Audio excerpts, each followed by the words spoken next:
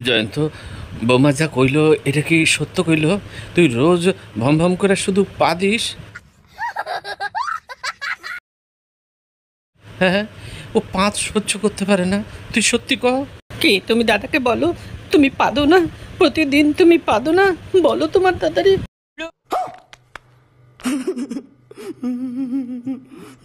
হ্যাঁ আমি কইলাম তো, আমি আমি পাদি না। না, ও মিথ্যা কইতেছে। বৌমা আমারেও কইছে যে ও রোজ রোজ রাত্রে পাদে।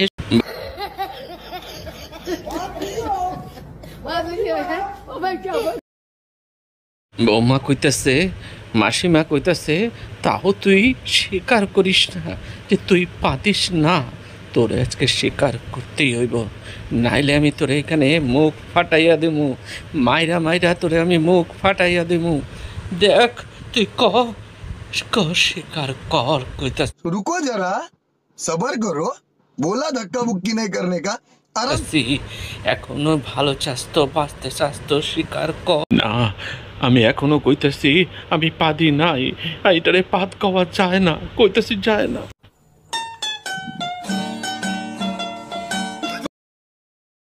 তুই স্বীকার করবি না? খা, মাইর খা তুই। এই ওরা ছাইরা দে শুভ্র, ছাইরা দে। স্বীকার না করলে ওরে আমি ছাড়ুম না।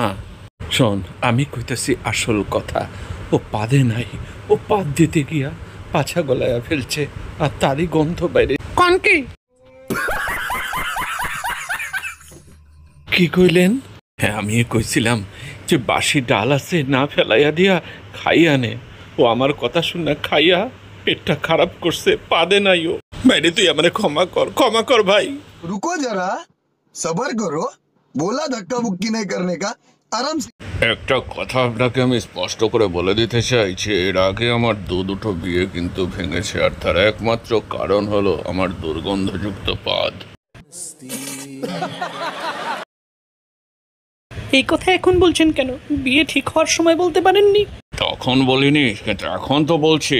তাই যদি থাকার হয়, পাদ সহ্য করেই থাকতে হবে এই বাড়িতে। আমার বাড়িতে আমি পাদ দেব।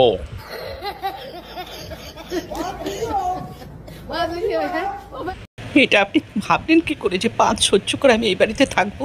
কত বড় স্পর্ধা! পাঁচ সহ্য করে এই বাড়িতে থাকতে হবে? আমি থাকতে পারবো না কিছুতেই। বিয়ে যখন করেছেন থাকতে আপনাকে হবেই। তাহলে শুনে রাখুন, আপনি পাদ দিলে আমিও ভম ভম করে পাদ দেব।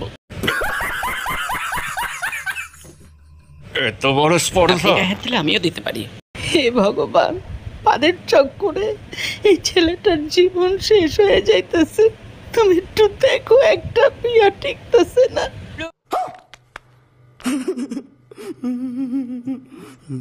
বাবা কি বিচার! আপনি পাদ দেবেন আর আমি পাদ দিতে পারবো না?